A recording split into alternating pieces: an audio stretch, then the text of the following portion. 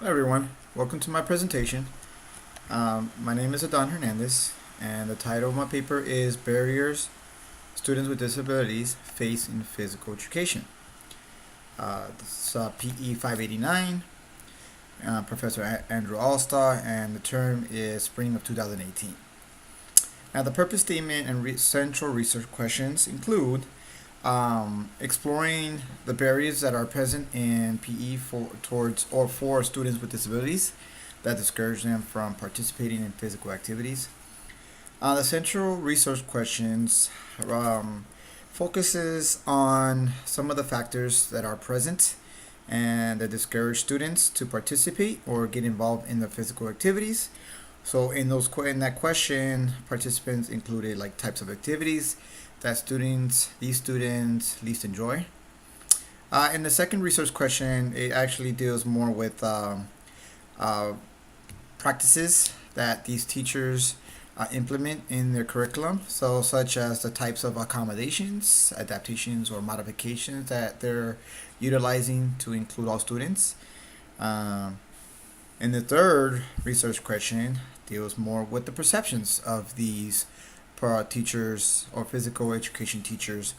So, with that, the types or their experience teaching inclusion, are they familiar with anyone that has disabilities, or even the level of experience they have on teaching inclusion in physical education? And the final research question actually it focuses on the instructional practice that these PE teachers are implementing to increase social interaction, to see if these students with disabilities are interacting or group with different types or different peers instead of the same ones all the time. So that research questions examines on those elements in this study. Um, there are three landmark studies that are related to my study. Um, the first landmark study is from Lieberman and Wilson. The title of that study is Attitudes Towards Special Education Children.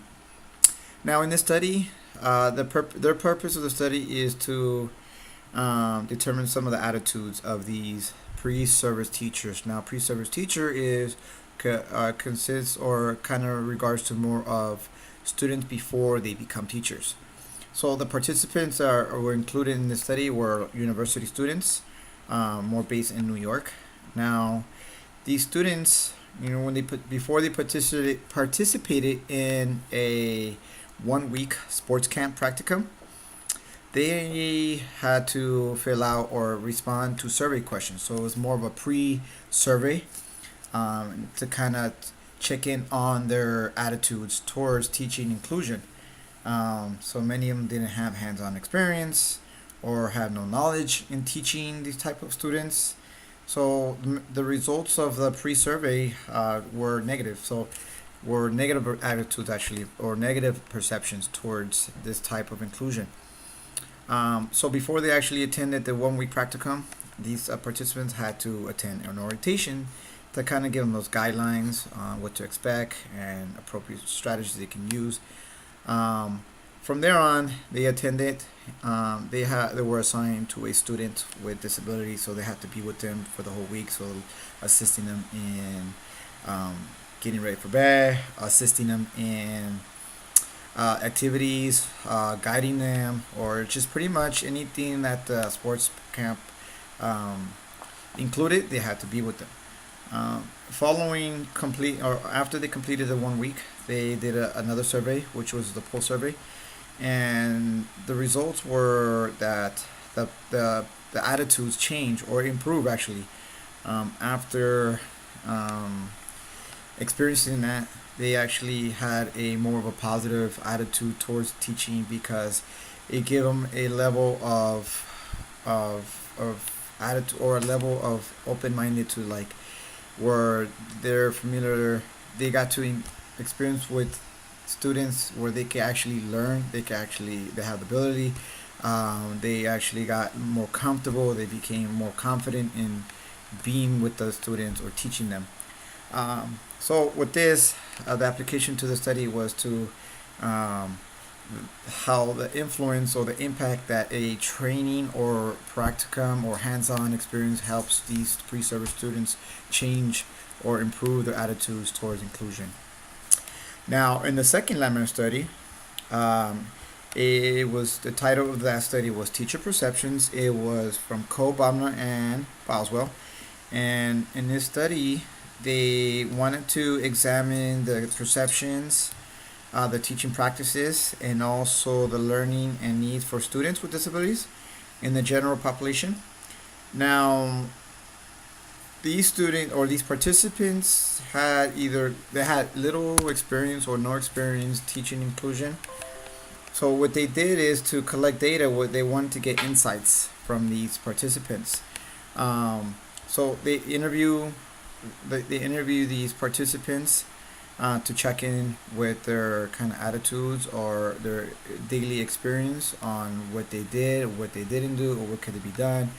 And also, each participant had to write a journal or reflection in their journal. So after each time, they had to write it in and kind of give their insights on it. And throughout the study, toward the end of the study, the student or the study collected the data with all the artifacts and all the journals that the teachers wrote down. They kind of saw that throughout the study that there was a change of attitude, so it actually improved towards teaching students within inclusion, or their attitude change and improve as they gain experience, as they gain hands-on experience. So the application to the study is um, so with the level of knowledge, so with the level of knowledge and through hands-on experience, it will influence their positive attitude. Um, the third landmark study that related to my study is from Pan. Um, and the title of that study was Physical Activity Levels in Students with Autism. This study was a little bit different from the other one, so this kind of actually measured physical activity levels. So they wanted to assess the levels of physical activities among students with autism. These students had to wear accelerometer devices. Each day they actually attended physical education.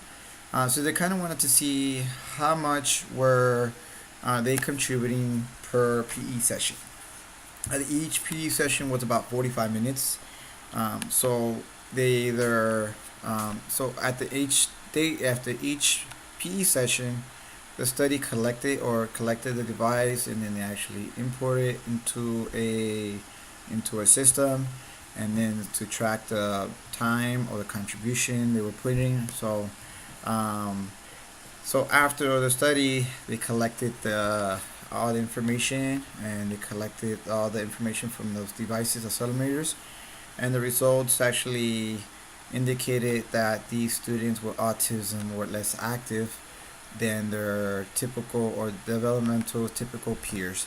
So it kind of shows that they're not engaged throughout the whole 45 minutes, or they're not engaged as much as their um, counterparts. Um, the results or the methodology in my study was more of a quantitative method.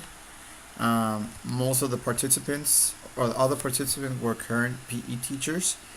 So there were a total of 15 participants, and most of them had teaching experience ranging from first year to 15 years, and they were teaching within the Los Angeles County.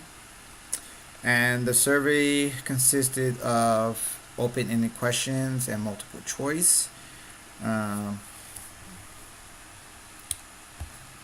Now the results of for the survey, um, there were three themes that emerged in the study. One of the themes that emerged were increased engagement. There were two questions related, or two research questions that related to, or that emerged from this theme. One of them was ways that teachers, physical education teachers, can increase participation levels for students with disabilities. So they were asked a type of accommodations that they were implementing in their practices or in their curriculum. So most of these participants actually included small groups or um, changing the rules of activities, and also um, those are just some of the examples that they actually implemented so that the students can participate in these activities, um, and also to increase social interaction. And the second theme that was emerged from this result was discouragement. And in this theme was more related to the first question. And in the first question, I kind of tried to find out factors that are present in PE that discourage these students, and some of the type of activities that these participants included in the survey were running exercises, a lot of locomotor skills, or object control. So I think with these activities, these students were more or less actually less motivated to participate, because many of them already come into PE with these poor skills or poor motor skills, that when a teacher actually implements these activities, that they are actually less desire to go and be engaged. Um, so the third theme that was emerged from this results was familiarity with disabilities. It kind of wanted to check in on some of their background and experience in teaching inclusion, so how much they know about the types of disabilities that are present in PE, and also to kind of check in how much education or preparation courses that they have taken that um, help them teach inclusion and how to adapt their activities. So it kind of expose them to more of adaptive physical education. So I just kind of want to see how the level of experience they have, and also the knowledge they have, which is influence their attitudes towards inclusion. Um, the discussion now, comparing studies from my study to other studies that were included in my literature review. The first research question, um, the study from PAN reports that students with disabilities display poor motor skills. So like I mentioned, like students with disability commonly display poor motor skills. So some of the locomotor moves they have difficulty demonstrating. So they are challenged to perform these skills. So sometimes when that happens, they don't want to do it and they don't want to participate. And now object controls, I mean, like throwing, kicking. Again, some of these students have a challenge to perform, so they're not encouraged to participate or to demonstrate. So, and it kind of isolates them from like participating in the physical activities. So like and that kind of relates to my results of my study, because these current teachers put down that running exercise they is one of the ones they least enjoy. Mile runs, dodgeballs, or sports related games or activities. Those are some of the activities that they least enjoy. My second research question, some comparing mine to one of the studies, was from Pivnik, and their study indicated the importance of modifications. So, how can they adapt some of their activities so all students are integrated in the activities? And in my study, it includes different types of accommodation they could do, not just to the activities, but also to the equipment they could do, and also maybe some like changing the rules of the game that helps not just the higher skills but also the lower skill students, which includes students with disabilities. My third research question, actually from a particular study that related to my third one, was from Cole and Boswell.